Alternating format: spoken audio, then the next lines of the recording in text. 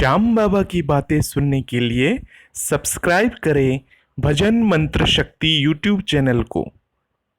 आप सभी श्याम प्रेमियों को जय श्री श्याम। श्याम प्रेमियों, जो श्याम प्रेमी अपने आप को अत्यधिक दुखी, गरीब ये समझ रहे हैं और बाबा श्याम के दर्शन करने के लिए सोच रहे हैं, नहीं जा पा रहे हैं, तो आज उन श्याम प्रेमियों के लिए मैं ये वीडियो लेकर आया हूँ कि श्याम बाबा के दर्शन करने के लिए आपको क्या करना चाहिए, आपको कैसे पैसे बचाने चाहिए और बाबा श्याम के दर्शन कैसे करने चाहिए। अपना जीवन यापन करने के लिए कुछ ना कुछ तो करते ही होंगे, चाहे वो घर का खर्च निकालने के लिए करते हो, चाहे जैसा भी आप करते हो।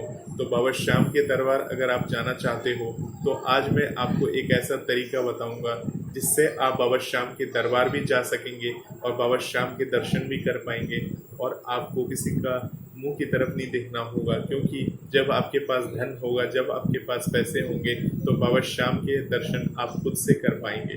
तो क्या करना है आप सभी श्याम प्रेमियों को बता दूं कि अगर आप बाबा श्याम के नगरी जाना चाहते हो, आप हस्बैंड वाइफ हो और बाबा श्याम के दरबार जाना चाहते हो, तो बाबा श्याम के दरबार जाने के लिए आपको सब तरफ से सुविधा है। जैसे कि आप बाय ट्रेन जा सकते हो, बाय बस से जा सकते हो। तो आपको सबसे अच्छी सुविधा है बाय ट्रेन से जयपुर तक पहुंचना। आप जहां कहीं भी रहते हो जयपुर तक आपको आना है। तो अब जयपुर तक आने के लिए आपको ट्रेन में रिजर्वेशन की ज़रूरत पड़ेगी, उसके लिए पैसे की ज़रूरत पड़ेगी और पैसा आएगा कहाँ से। तो पैसा कैसे आएगा उसके बारे में आपको बता देता हूँ। आपको सबसे पहले जो भी आप काम करते हैं उससे थोड़े बहुत पैसे आपको हर महीने बचा कर रखने चाहिए। हर महीने से मतलब ये है कि जैसे आपको मिनिमम 500 रुपये बाबा श्याम के लिए बचा के अलग से रख देने चाहिए। वैसे तो अपनी सैलरी में से हर महीने जो सैलरी आती है, जो भी आपके पास पैसे आते हैं उसमें से 10% पैसे आपको अलग से रखने चाहिए और उन पैसों से गरीबों की मदद करनी चाहिए जिनके पास खाने के लिए कुछ भी नहीं है। तो ऐसे लोगों की मदद आप उन पैसों से कर सकते हैं। परंतु जब बाबा श्याम की बात आती है, बाबा श्याम के जब दर्शन करने की बात आती है, तो उसके लिए आपको हर महीने अलग से 500 रुपये निकाल के रख देने चाहिए। अगर आपकी सैलरी 10,000 रुपये है तो 500 रुपये आप निकाल के बाबा श्याम के नाम से अलग रख दीजिए। और जैसे ही 4 महीने बीते, जैसे 4 महीने की 500 के हिसाब से 4 महीने की 2,000 रुपये जमा हो जाते हैं। तो जब 2,000 आपके पास जमा हो जाएंगी तो 2,000 के साथ आप बाबा श्याम के दर्शन करने के लिए दरबार आ सकते हो। हालांकि जयपुर आप बाई ट्रेन से आओगे, जहाँ से भी आते हो तो रिजर्वेशन टिकट आप ले सकते हैं 2 आदमी का। अगर छोटे बच्चे हैं तो छोटे बच्चों की भी टिकट ले सकते हैं। तो आप बाबा श्याम के दरबार पहुंचने के बाद वहां से फिर आपको बाय बस से खाटू धाम तक आना होगा।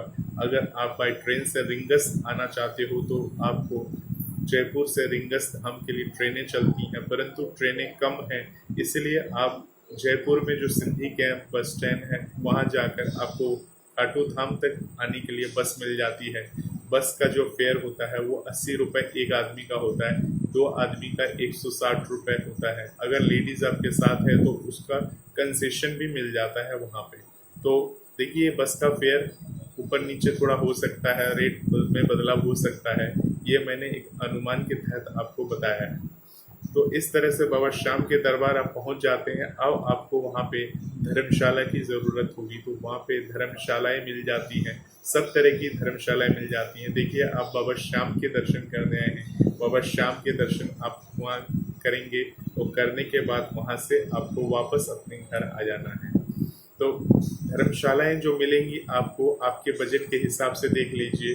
आप धर्मशाला 100 रुपये का भी है, 200 का भी है, 500 का भी है। कई धर्मशालाएं तो ऐसी हैं जो मंडल के द्वारा चलाई जाती हैं और वो निःशुल्क हैं। तो ऐसे धर्मशाला के बारे में आपको खाटू धाम पहुंचकर पता करना होगा। जो निःशुल्क धर्मशाला हैं आप वहां पर भी जाके रुक सकते हैं। परंतु अगर निःशुल्क धर्मशाला में अत्यधिक भीड़ है या वहाँ पे रहने की व्यवस्था नहीं है तो आप वहाँ पे 500 से 600 या 700 रुपये के अंदर एक से एक अच्छा होटल ले सकते हैं, जिसको धर्मशाला के नाम से ही जानते हैं। तो वहाँ पे रुक के आप रुकिए, वहाँ पे स्नान करिए और जैसे आप रात के समय पहुँचे हैं तो रात के समय रुक के सुबह सुबह नहा धो के बाबा श्याम के दर्शन करके और उसके बाद दोपहर के समय वहाँ पे घूम लीजिए बाबा की नगरी में। और घूमने के बाद चाहे तो आप वहाँ से सालासर बालाजी जा सकते हैं, और अगर नहीं हो पा रहा है तो कोई बात नहीं है, आप वहाँ से अपने घर आ जाइए। फिर अगले महीने की तैयारी करने के लिए आप इसी तरह से हर महीने 500 रुपये बचा के अपनी सैलरी में से रखिए, और इस तरह से जब आपके पास 2000 2500 जैसा भी आपके पास जुड़ जाए तो 5 महीने 6 महीने के अंदर आपका मन कर रहा है खाटू धाम जाने के लिए, तो उस हिसाब से आपको एक अनुमान हो जाएगा कि आपको 2000 रुपये खर्च हो रहे हैं या 3000 रुपये खर्च हो रहे हैं। तो उस हिसाब से अपना एक बजट बनाकर आप बाबा श्याम की नगरी आराम से जा सकते हैं।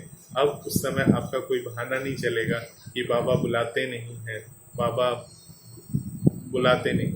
बुलाएंगे जब जब आपका मन पूरी तरह से बाबा में रमा होगा, बाबा के दरबार आप आना चाहोगे। तो आपके पास पैसे भी हैं, बस मन को आपको बनाना है और परिवार के साथ खाटू धाम निकल जाना है और बाबा श्याम के दर्शन इस तरह से करिए और बाबा श्याम की कृपा के पात्र बनिए। तो श्याम दरबार आने के बाद आपको वहाँ पे जो भी प्रसाद भोग प्रसाद है, आप चाहे तो अपने घर से बनाकर बाबा श्याम के लिए भोग प्रसाद ले जा सकते हैं। सर्दियों के समय जाते हैं तो भोग प्रसाद खराब नहीं होता, परंतु गर्मियों के समय जाने से भोग प्रसाद खराब होने का डर रहता है। इसलिए आप चाहे तो अपने घर से पंचमेवा होती है 5 प्रकार की मेवा, जैसे थोड़ा सा काजू, थोड़ी सी किशमिश, थोड़ी सी अखरोट, थोड़ी सी बादाम, इस तरह से आप उसका एक पंचमेवा तैयार कर लेंगे और पंचमेवा तैयार करके बाबा श्याम को प्रसाद के रूप में वहाँ खाटू धाम में अर्पण कर सकते हैं। ऐसा नहीं है कि आप वहाँ जाकर 200 या 400 रुपए की मिठाई खरीदोगे और बाबा श्याम को अर्पण करोगे तभी बाबा खुश होंगे, क्योंकि देखिए खाटू धाम में आपको मिठाई मिलती है और हर एक रेंज में मिलती है। तो आपका तो अपना बजट देख के चलना है, तो मेन बजट का मुद्दा आता है। तो आप अपने घर के आसपास की कहीं भी बाजार से पंचमेवा का जो पैकेट आता है, छोटा पैकेट भी आता है 30 का, 40 का, 50 का, जैसा बना बनाया आता है पूजा में प्रसाद के लिए, वो प्रसाद के तौर पर आप बाबा श्याम के लिए लेके जा सकते हो और बाबा श्याम को उस प्रसाद से अरदास लगा सकते हो। और जब आपकी अरदास पूरी हो जाती है, जब बाबा आपको जीत दिला देते हैं, तब बाबा श्याम के लिए अच्छा सा प्रसाद यानी जो सवा मनी का भोग होता है, जो 50 किलो का वजन का भोग होता है, वो आप बाबा श्याम के प्रेमियों में वहाँ पे बंटवा सकते हो। जब आपके पास धन होगा, जब आपके पास बाबा की कृपा होगी आपके साथ, तब आप खुल के खर्च करिए और खुल के दान करिए, तब आपको भी अच्छा लगेगा और बाबा श्याम की तो कृपा आपके ऊपर बनी ही रहेगी। कहते हैं जो गरीबों की मदद करता है बाबा श्याम उसकी मदद करते हैं, तो हमेशा गरीबों की सहायता करिए। और अगर आपके पास धन की कमी है परंतु मन आपका सच्चा है, मन बहुत कुछ करता है करने के लिए, तो बाबा श्याम आपके साथ हैं और आज नहीं तो कल आपके साथ अच्छा होने भी वाला है। तो उसके लिए आप बेफिक्र रहिए। आज आपके साथ दुख है, तकलीफ है, परंतु आने वाले समय में आपके साथ खुशियाँ ही खुशियाँ हैं। इसी के साथ मैं इस वीडियो को यहीं पे विराम देता हूँ। आप सभी श्याम प्रेमियों को जय श्री श्याम।